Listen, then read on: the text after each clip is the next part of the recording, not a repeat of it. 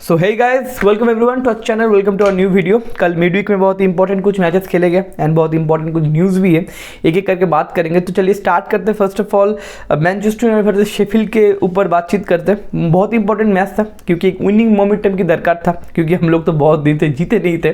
तो फाइनली कल एक कन्विंसिंग विन मैनचेस्टर यूनाइटेड को मिलते हुए बात करेंगे। एंड न्यूकैसल वर्सेस आपका जो क्रिस्टल पैलेस का मैच था, उसमें न्यूकैसल अपना पॉइंट्स ड्रॉप करते हुए तो हम लोगों को 6 पोजीशन पे जाने का एक मौका था एंड हम लोगों ने मौका पे चौका मारा। फाइनली शेफील्ड से के साथ हम लोग एक कन्विंसिंग विन लिए। एंड बहुत दिन बाद अगर मैच की बात करें तो बहुत दिन बाद मैंने देखा कि पोजीशन गेम फुटबॉल देखने का मौका मिला, एक फ्लूइड फुटबॉल देखने का मौका मिला टेन हैग या फिर मैनचेस्टर यूनाइटेड के खेमे से। कल अगर प्लेइंग 11 की बात करें तो हैरी मैगुआयर के अलावा कोई सेंटर बैक हमारे पास अवेलेबल नहीं था। मेडिकल स्टाफ क्या कर रहे हैं और प्लेयर्स कैसे ट्रेनिंग करते पता नहीं मेरे भाई। एंड हैरी मैगुआयर भी पिछले मैच में एक स्टेटमेंट दिए थे, मैं भी 100% फिट नहीं हूँ, मैं टीम के लिए विदाउट ट्रेनिंग में खेल रहा हूँ। मतलब हैरी मैगुआयर अगर नहीं रहते तो भैया हम लोगों के पास सेंटर बैक ही नहीं रहता। तो हैरी मैगुआयर और कैशिमेरो को हम लोगों के पास सेंटर बैक पेयर हम लोगों को देखने को मिला। एक बार सोच के देखो, लिसांद्रो, उसके बाद वारान, उसके बाद जॉनी इवंस, उसके बाद Victor Lindelof, 4 centre back missing है। तो हमारे पास लेफ्ट बैक भी नहीं है कोई out and out. Diego Delo makeshift के रोल पे खेल रहा है। लूक शॉ तो भैया इंजर्ड ही है एंड टैरल मलासिया कहीं खो गए इस दुनिया में, कहीं जहाँ पे खो गए पता नहीं, अब ढूंढा जा रहा है कि टैरल मलासिया कहाँ पे है। तो ये हमारा बैक लाइन, और इस बैक लाइन के साथ क्या करेंगे पता नहीं। और ओनाना भाई साहब तो है इस बैक लाइन के ऊपर cherry on the cake, right. And midfield में हम लोग देखे कल डबल पिवट का रोल एरिक्सन और कोबी मैनो खेला। एंड नंबर 10 हम लोग का ब्रूनो तो है, एक ही बंदा है जो गधे की तरह खेलता है पूरा सीजन, 90 मिनट खेलता है फिर भी उसको गाली पड़ता है। मेसन माउंट फिर से इंजर्ड हो गया, पता नहीं मेसन माउंट क्या है भैया।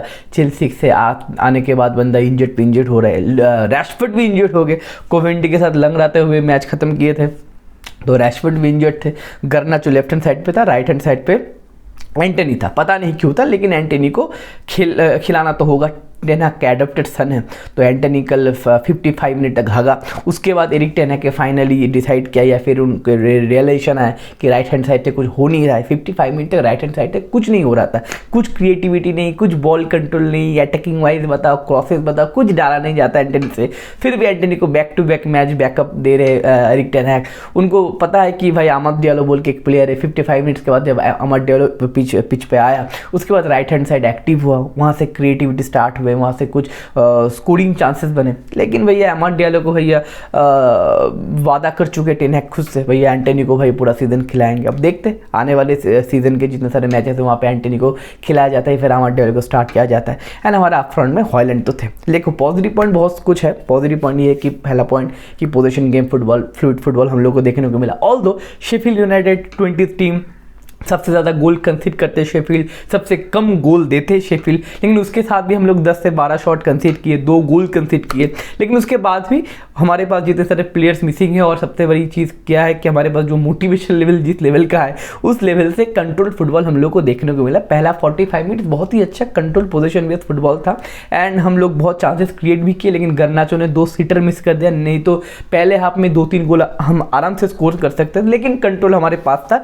लेकिन हमारे ओनाना भाई साहब ने बोला कि भैया मज़ा नहीं आ रहा है, कंट्रोल है, गोल हम दे देंगे, लग रहा है कि थोड़ा एडवेंचरस कुछ करें। कि हम, मेरे पास एक ना, जब स्कूल में था तब एक गेम था, मतलब एक मोबाइल था, मोबाइल में गेम था, फुटबॉल का गेम था, मेरे को पता नहीं कौन सा गेम का नाम है, लेकिन उस गेम में जीतना ना बहुत इजी था।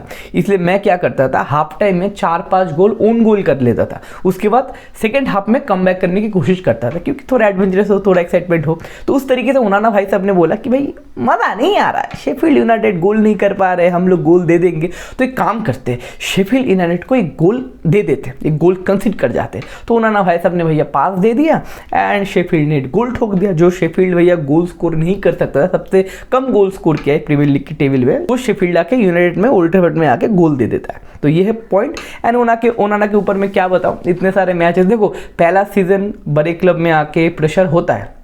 एलिसन भी जब पहली बार आए थे लिवरपूल में तो प्रॉब्लम हुआ था, पहला सीजन का उतना अच्छा नहीं गया था। कोर्तुआ भी जब रियल में गए थे बहुत बार नटमैक होते थे, कोर्तुआ का पहला सीजन में उतना अच्छा नहीं गया था। लेकिन 50-55 मैच खेलने के बाद भी उन्होंने ये सब अगर बेसिक मिस्टेक करेगा, ऐसा नहीं कि बहुत ही खतरनाक कोई मिस्टेक हो गया, कोई बंदा प्रेस कर रहा है आपको या फिर कुछ डिफिकल्ट सिचुएशन में आप आ गए, ऐसा नहीं। और ऐसा भी नहीं कि सामने बहुत क्वालिटी प्लेयर है, आपको नटमैक कर दिया या फिर आपको ड्रिबल पास कर दिया, ऐसा नहीं।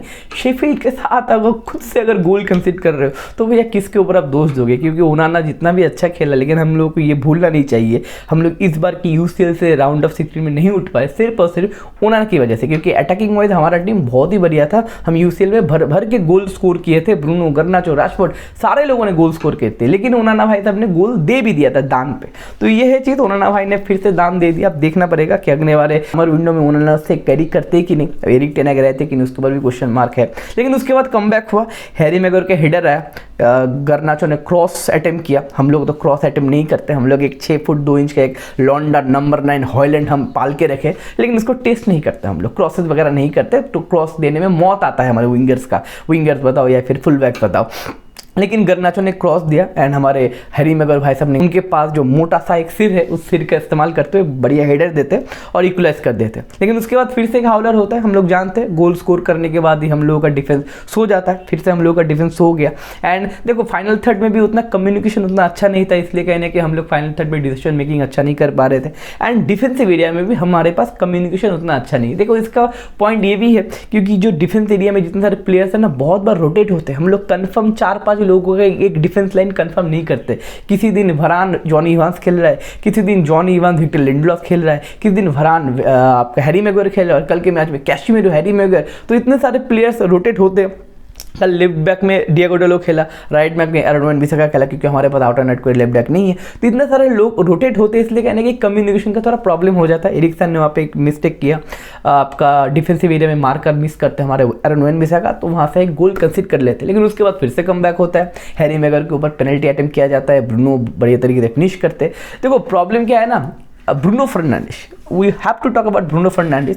बंदा फ्रस्ट्रेट करता है, बॉल पोजीशन लूज करता है बहुत मैचेस में, लेकिन पॉइंट क्या है ना, जब मैनचेस्टर यूनाइटेड को गोल्स की दरकार होता है, असिस्ट की दरकार होता है, क्रिएटिविटी की दरकार होता है, फाइनल थर्ड में कुछ बम्बार्ड करने की दरकार होता है, तब हमको ब्रूनो बाबा के पास ही जाना पड़ता है और बोलना पड़ता है ब्रूनो, हे ब्रूनो बाबा कुछ कर दे, यहाँ से कुछ बैंगर्स वगैरह मार दे या फिर कुछ इंडिविजुअल बिल्डर्स वगैरह निकाल दे। तो ब्रूनो फर्नांडिस को आप गाली दे सकते हो, क्रिटिसाइज कर सकते हो, लेकिन आपको अप्रिशिएट भी करना पड़ेगा, क्योंकि यूनाइटेड का जो गोल्स वगैरह होते हैं घुमा फिरा के उसका सेंटर पॉइंट ब्रूनो फर्नांडिस ही है। उनका अगर पेनल्टी, आप बोलो पेनल्टी अगर मिल जाए तो भी हमको जाना पड़ता है, ब्रूनो बाबा पेनल्टी मार दे भैया, हम लोगों के बाद वो पेनल्टी टेकर भी नहीं है जो काम कंपोस्ट करके पेनल्टी दे। तो बंदे ने पेनल्टी दिया, बंदे ने जो बैंगर्स मारा, लेफ्ट फुट में जो बैंगर मारा, बहुत ही बड़ा बैंगर था, वही एक्चुअली मैच विनिंग गोल था। उसके बाद लास्ट में जो गोल आया वो भी ब्रूनो का जो रिसीव था, डिएगो डालो बहुत बढ़िया पास देते फाइनल थर्ड में, ब्रूनो बहुत ही बढ़िया आपका रिसीव करते, उसके बाद हॉयलैंड का असिस्ट करते, हॉयलैंड अपना इवेंचुअली अपना गोल दे देता है और कम से कम कंफर्टेबली 4-2 से, कंफर्टेबली नहीं बोलूंगा लेकिन कमबैक करना पड़ा हम लोगों को। शेफील्ड के साथ भी कमबैक करना पड़ा, क्या हालत हो गया मेरे भाई। जो बंदा रेलीगेट हो जाएगा, जो टीम रेलीगेट हो जाएगा अगले समर विंडो में, उसके साथ भी कमबैक करना पड़ा है, 2-2 बार कमबैक करना पड़ा है। 1-0 से 1-1, उसके बाद 2-1 से 2-2, उसके बाद मतलब कमबैक करके हमको जीतना पड़ा, लेकिन इवेंचुअली पॉजिटिव गेम है। हैरी मैगोर के ऊपर बातचीत करना पड़ेगा, क्योंकि पिछले 2-3 साल से जो इंटरनेट पे बुली हो रहे थे हैरी मैगोर, उसका एक बहुत ही बड़े रिडेम्पशन हैरी मैगोर का पिछले 2-3 महीने से हैरी मैगोर डिफेंस लाइन को संभाल रहे, क्योंकि बाकी के तो डिफेंसर है, बाकी हॉस्पिटल में डिफेंसिव रोल संभाल रहे बाकी के जितने सारे प्लेयर्स हैं। मेडिकल स्टाफ के ऊपर क्वेश्चन मार्क है, इतने सारे लोग आपका मतलब इंजर कैसे हो सकते हैं, 4 सेंटर बैक इंजर्ड कैसे हो सकते हैं मेरे भाई। रियल मैड्रिड में भी इंजरी है, बार्सिलोना में भी इंजरी है, आर्सेनल में, लिवरपूल में, सारे जगह पे इंजरी है। 4 सेंटर बैक कैसे आपके इंजर्ड हो सकते हैं, ऑलमोस्ट 5 सेंटर बैक, क्योंकि हैरी मैगोर का भी मैंने स्टेटमेंट बताया कि वो बोला कि मैं भी भैया इंजर्ड हूं, लेकिन मैं टीम के लिए विदाउट ट्रेनिंग मैं खेल रहा हूं। तो that is the point. So Harry Maguire का बहुत ही बढ़िया रिडेम्पशन पिछले 2-3 महीने से बहुत ही बढ़िया रोल प्ले करते हुए एंड स्टेप इन किए जब टीम का दरकार है, टीम के पास प्लेयर्स नहीं है, टीम थोड़ा नेगेटिव एटमॉस्फेयर में, तब एज अ कैप्टन तो नहीं है लेकिन वो मेंटेलिटी दिखाते हुए, इतना बुली होने के बाद भी देखो हैरी मैगोर का ये चीज़ तो है, इतना बुली इतना नेगेटिविटी होने के बाद भी हैरी मैगोर अपना रिएक्शन नहीं दिखाते। एंड कोवेंट्री वाले मैच में हम लोगों ने देखा कि एंटनी मूव कर रहे थे कि हम जीत गए, लेकिन हैरी मैगोर जाके कोवेंट्री के प्लेयर्स को कॉन्ग्रेचुलेट करते हुए, तो दिख रहा है कि कैरेक्टर है बंदे के पास, वही बात है। लेकिन मैं नहीं चाहता कि अगले समर विंडो में हैरी मैगोर कंटिन्यू करे, ये तो नहीं चाहता, इमोशनल साइड बाई साइड में, लेकिन एज अ प्रोफेशनल साइड मैं नहीं चाहता। लेकिन हाँ, खराब टाइम में हैरी मैगोर स्टेप इन करता है। देखो क्रिटिसाइज करना है क्रिटिसाइज करो, लेकिन जब कॉम्प्लीमेंट देना है, आपको अप्रिशिएट करना तो अप्रिशिएट भी करना चाहिए। कोबी मैनो धीरे धीरे बहुत ही मैच्योर होते हैं। मिडफील्ड का एक ही बंदे को मेरे को कंट्रोल लगा कल, कोबी मैनो, बट ऑब्वियस कोबी मैनो का मिडफील्ड का कंपोजर है बोलो हॉरिजॉन्टल पासेस बोलो, विजन बोलो, धीरे धीरे और भी मैच्योरिटी हो रहा है, बॉल होल्डिंग प्ले बोलो, कोई मैंने सब एक्सपेक्ट कर सकते हो। कैशिमेरो का मैच भी थोड़ा डिसेंट ही था। कैशिमेरो को मैं जज नहीं करूँगा, बंदा सेंटर बैक खेल रहा है। अब कहाँ पे खेलता था बंदा 2 साल पहले, भी मेकशिफ्ट रोल पे खेलना पड़ा, लेकिन कैशिमेरो का गेम कल अच्छा था। ब्रूनो बट्टाबेत बहुत ही अच्छा था। गर्नाचो को बहुत सारे सिटर्स मिले थे। गर्नाचो वर्क रेट प्रोवाइड करता है, लेकिन गर्नाचो क्लिनिकल नहीं है। आमाद डियालो का कल ठीक ठाक गेम था। हॉयलैंड थोड़ा बहुत ठीक ठाक ही था गेम, क्योंकि हॉयलैंड को उतना पासेस नहीं मिलते, क्रॉसेस नहीं मिलते, लेकिन बंदे ने इवेंचुअली गोल दे दिया है। एंड कहने की हम लोगों के पास एक पॉजिटिव विन है। अभी न्यूकैसल अपना जो पॉइंट लूज किया उस मौके पे हम लोग चौका मारे। अभी हम लोग 6th पोजीशन पे। देखो टॉटनम को हम लोग बीट नहीं कर सकते क्योंकि 5th पोजीशन पे, लेकिन एक छोटा सा मौका है, क्योंकि टॉटनम का जो अगला जो मैचेस है that is Arsenal, Liverpool, Chelsea and city. 4 important बड़े मैचेस है। इस 4 मैचेस में अगर 2-3 मैच में अगर घपला हो जाता है टॉटनम का, तो हमारे पास एक दरवाज़ा खुल जाएगा 5th पोजीशन में आने के लिए, या फिर आपका UCL का जो एक्चुअली क्वालिफिकेशन का दरवाज़ा खुल सकता है। लेकिन उससे पहले हम लोग को खुद के मैचेस को जीतने का दरकार है। और मैनचेस्टर यूनाइटेड को आप जानते हो कि 1 मैच खेलता है तो 2 मैच हारता है, तो आप जानते हो, देखते, लेकिन एक मौका तो हमारे पास दैट इज ऑब्वियसली है। अब देखते आने वाले मैचेस में क्या होगा। सेकेंड जो न्यूज़ है बार्सिलोना के खेमे से, मैं बहुत चिल्ला के मतलब थक गया था कि जावी को स्टे करना चाहिए, क्योंकि भैया पिछले साल एक मैनेजर आपको लीग जिता है एंड इतने सारे यंग प्लेयर्स को प्रमोट किया। कुबार्सी बताओ, पेड्री बताओ, गावी बताओ, यमाल बताओ, और उस मैनेजर को आप लात मार के निकाल रहे हो। That is a very very very bad thing and ये नेगेटिव अप्रोच होगा, क्योंकि एक प्रोजेक्ट बिल्ड हो रहा है, फिर से आप प्रोजेक्ट को कैंसिल आउट कर रहे हो, फिर से 0 से स्टार्ट करना, नया मैनेजर, नया कोच, नया फॉर्मेशन, तो ये बहुत ही बढ़िया नेगेटिव फेज में चला जाता बार्सिलोना। लेकिन एक पॉजिटिव एंड एक मैच्योर डिसीजन लेते हुए बार्सिलोना वाले जावी स्टे कर रहे हैं। और पिछले वाले समर विंडो में जावी को तो बहुत पैसा दिया गया था प्रोटेक्ट करने के लिए या फिर स्पेंड करने के लिए। 3.5 मिलियन का ओरियल रिन्यू थमा दिए, तो विदाउट नंबर 6 जावी खेला इस बार के पूरे सीजन। तो आप देख पा रहे हो बिना रॉड्री के मैन सिटी कैसे स्ट्रगल करता है, बिना चुआमिनी के आपका मस्जिद कैसे स्ट्रगल करता है, बिना एंडो के आपका बताओ लिवरपूल कैसे स्ट्रगल करता है। तो अगर डिफेंस मिडफील्डर ना हो, नंबर 6 ना हो, तो कहने कि आपको स्ट्रगल करना पड़ेगा। बट अगर विदाउट नंबर 6 जावी ने पूरा सीजन खेला है, क्रिश्चियन एरिक्सन को मैकशिफ्ट रोल में लेके खेला है, तो उसके बाद भी जावी 2nd पोजीशन में, रियल मैड्रिड के ठीक नीचे, उसके बाद क्वार्टर फाइनल आपको लेके गया 2 साल के बाद। तो जावी को अप्रिशिएशन मिलना चाहिए। जितना गाली आप जावी को देते हो उतना गाली जावी डिजर्व नहीं करता। एंड बहुत ही पॉजिटिव डिसीजन है कि जावी स्टे करेगा। आई थिंक इस बार के समर विंडो में अगर जावी को आप प्रोटेक्ट करते हो या फिर वो पैसा देते हो, ज़्यादा पैसा नहीं, थोड़ा बहुत पैसा भी देते हो, तो आई थिंक जावी एक टीम खड़ा कर सकता है जो रियल मैड्रिड को कंपटीशन देगा या फिर UCL में और भी आगे जा सकता है। सेकंड पॉइंट ये भी है। और तीसरा जो न्यूज़ है बहुत इंपॉर्टेंट न्यूज़ कि गुडीसन पार्क में भैया लिवरपूल अपना मुंह काला करवा बैठा। पता नहीं लिवरपूल क्या हुआ है, प्लेयर्स कैसे खेल रहे हैं। मतलब क्लॉप का फाइनल सीजन, उनके पास प्लानिंग था क्वाड्रेबल, उनके पास प्लानिंग था ट्रिबल। अभी तो लगता है भाई कैराबो कभी सिर्फ जीत पाएगा लिवरपूल। देखो मैच की बात या फिर आपके पॉइंट्स की बात बाद में करेंगे। कल लिवरपूल का पोजीशन था 76%। मैंने 20 मिनट का हाईलाइट देखा, उसके बाद मैं बोल रहा हूँ, इसलिए ज़्यादा कमेंट में नहीं करूँगा। लेकिन 76% पोजीशन और 2.08 का XG लेके आपको पास 0 गोल्स कैसे हो सकते हैं मेरे भाई। तो साला के ऊपर, डार्विन नूनेस के ऊपर या फिर लुइस डियाज के ऊपर क्वेश्चन मार्क होना चाहिए।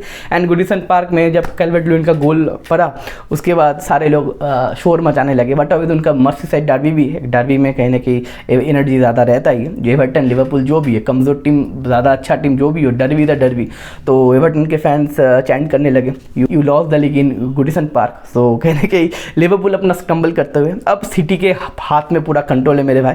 अब मेरे को नहीं लगता कि सिटी यहाँ से मैच हारेगा या फिर आपका लीग बॉटल करेगा, क्योंकि सिटी का अगर अगला 4 मैच आप देखो, Brighton, Nottingham Forest, Wolves and Fulham, मुझे तो वही लोग नहीं लगता सिटी यहाँ से पॉइंट लूज करेगा। तो इवेंचुअली घुमा फिरा के बहुत प्लानिंग, प्लॉटिंग, एनालिसिस करके घुमा फिरा के कप कौन जीत रहा है, लीग कौन जीत रहा है, मैनचेस्टर सिटी अपना 4 फीट कंप्लीट करेगा। क्योंकि आर्सेनल और लिवरपूल वाले का मूड नहीं था मैं जीतने का लीग, क्योंकि कंट्रोल में थे सिटी, लिवरपूल भी कंट्रोल में थे एंड आर्सेनल भी कंट्रोल में। आर्सेनल ने भी अपना पॉइंट लूज किया और लिवरपूल तो मैच हार ही गया। लिवरपूल का सारा कुछ ठीक चल रहा था, लेकिन वो मैनचेस्टर यूनाइटेड के खिलाफ जो FA कप का टायर था, उसके बाद 15-20 दिन के अंदर अटलांटा के खिलाफ हारना, उसके बाद लीग में फिर से मैनचेस्टर यूनाइटेड के साथ ड्रॉ करना, उसके बाद गुडीसन पार्क में हार जाना। पता नहीं लिवरपूल के मैच में क्या हो रहा है या फिर उनके टीम में क्या हो रहा है, देखना पड़ेगा। क्लॉप का तो ऑलमोस्ट एंडिंग पॉइंट आ गया। आप लोग बताना जितने सारे लिवरपूल फैन थे, क्या रिएक्शन है आपका भैया। 15 दिन पहले कुछ और प्लानिंग था, अभी कुछ और प्लानिंग है। अब देखना पड़ेगा आने वाले मैचेस में क्या होगा। अभी मैं बोल नहीं रहा हूँ कि भैया सिटी मैच जीती गया, सिटी आपको लीग जीती गया, कुछ भी हो सकता है, फुटबॉल, लेकिन इट्स ऑल अबाउट प्रोबेबिलिटी। हमने देखा है बिजनेस एंड में पिछले 5-6 मैच जब आते सिटी एक अलग फॉर्म में आ जाता है। सिटी अब यूसीएल में भी नहीं है, मतलब अब उनका 100% फोकस अभी लीग में होगा। अब देखते हैं सिटी या फिर लिवरपूल अपना आर्सेनल कैसे अपना रैप अप करते हैं ये लीग। सो यही है बात। आप जितने सारे मैनचेस्टर यूनाइटेड फैंस हो, जितने सारे बार्सा फैंस हो, नीचे कॉमेंट सेक्शन में लिखना क्या रिएक्शन है आप लोगों का। एंड मिलते हैं अगले वीडियो में। Take care, bye bye, see you.